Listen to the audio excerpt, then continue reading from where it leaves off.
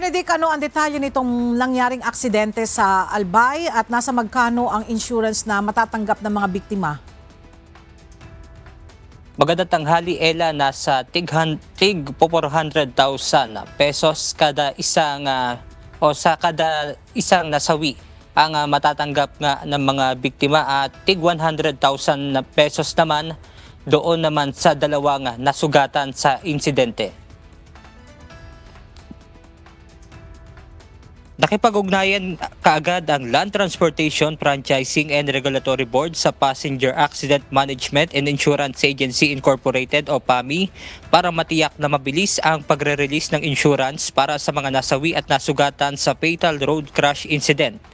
Nangyari ang insidente sa Kamalig Albay nitong Miyerkules ng umaga na kinasangkutan ng pampasaherong van at truck kung saan 11 individual ang nasawi habang 2 naman ang nasugatan.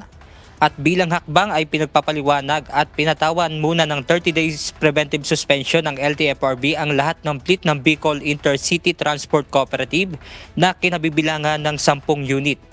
Pinagsusumite ang naturang transport cooperative ng roadworthiness test and inspection report ng units, proof of compliance na galing sa TESDA at pag-surrender ng plaka ng lahat ng kanilang mga sasakyan. Ella, ayon sa LTFRB ay tiniyak naman nito ngang PAMI na mamadaliin nila yung pagre-release at yung proseso para nga madaling makuha yung insurance payment.